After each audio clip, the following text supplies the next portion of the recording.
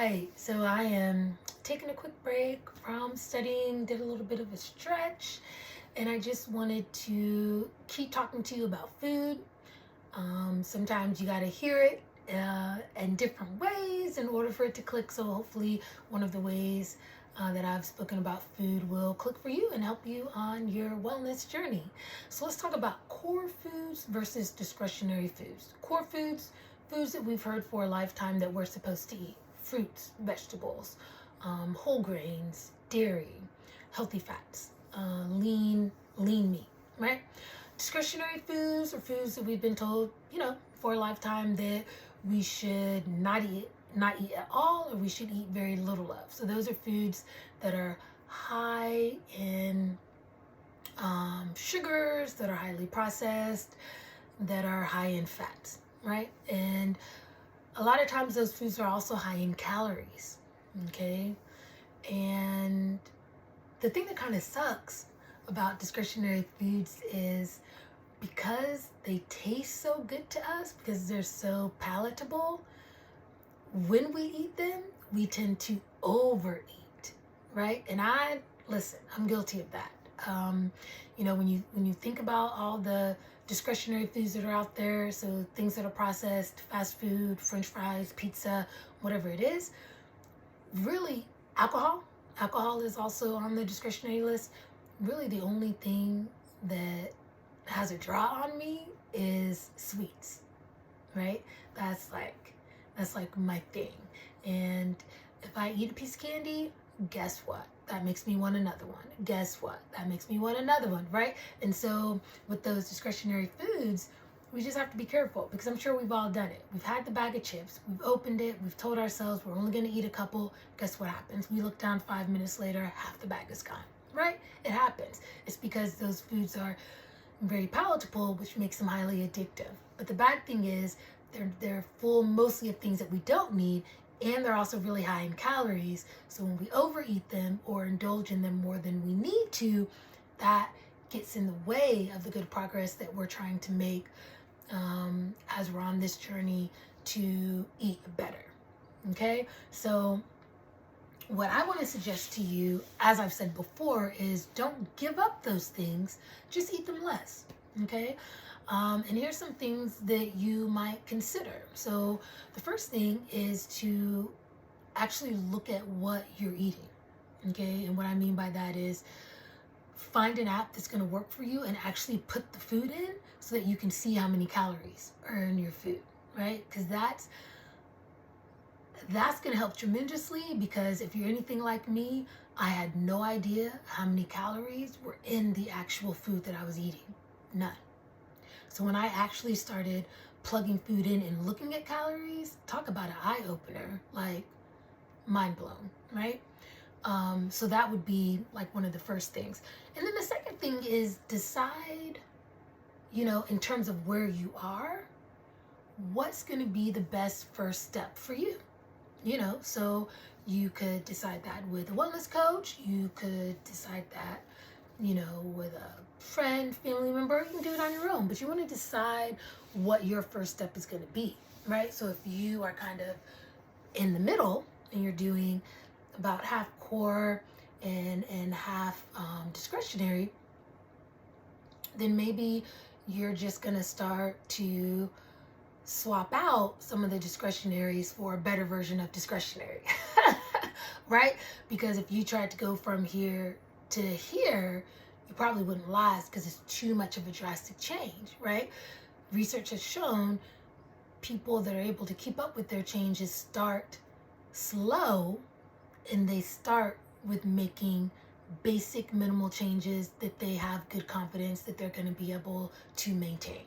Okay, so definitely not looking for you to go from here to here if your baseline is here. Just looking for you to do one of these, right? Just do one of these at the very beginning. So if you are eating out 3 times a week, and you know that when you eat out, you're eating foods that are highly processed. So you're going for the pizza, you're going for the French fries, you're going for the highly processed things. Maybe you still eat out 3 times a week, but make a different choice. So now maybe instead of, a chicken sandwich from McDonald's. Maybe you're going to do a chicken sandwich from Chick-fil-A, right? Still processed, still stuff that you don't want to eat a lot of, but the version that you're switching to is better than the version that you're used to, right? Small changes. Then when you get used to that, maybe you'll decide instead of eating your fried chicken sandwich out that you're going to start making your own fried chicken sandwich, right? So those sorts of small, steady steps, right? And I get it. Sometimes we look at ourselves, I've done it too, and we envision what we want to look like, and we're just like, I want to get there as fast as I can. Let's go. I don't want to hear about this. Slow, slow, slow. I just want to get there, right? But we don't want to burn out on the way, and we want to make it enjoyable. So the best way, according to research, is to start slow. And just even with me, I started slow, and I was able to maintain. And then one slow thing moves to another slow thing, and then you look up, and you're 20 pounds lighter, or you don't even eat the fast food anymore, or you've reached the milestone that you set for yourself, and now you're working towards something else, right? Small steps, you all.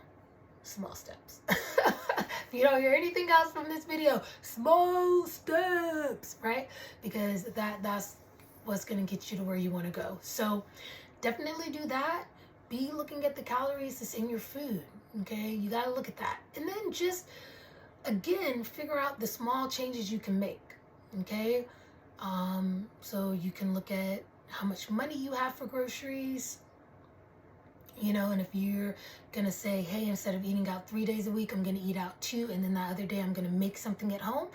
Well, if you are here and you're barely eating vegetables and fruits, then maybe one of the things that you could start off with is finding canned fruits and vegetables, which are fairly inexpensive, a lot more inexpensive than fresh fruits and vegetables, right?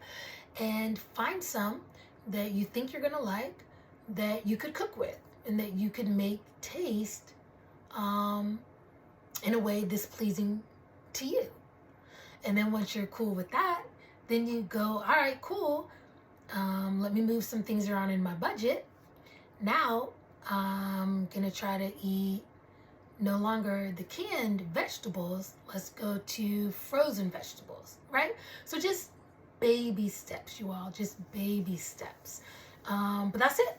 That's all I got after the 12th try. I'm telling on myself. Because I kept going off on all these little tangents. But that's it. Core, discretionary.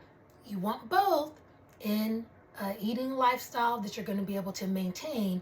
You just want more core and less discretionary. And you want to make sure that when you're eating that discretionary, that you're doing it in such a way that it's not going to lead to adverse health concerns. So again, maybe you're eating it higher in the day, maybe you're making better discretionary choices, maybe you're in a place right now where you can actually limit the discretionary choices. So wherever you're at is where you're at, and that's an awesome place to be.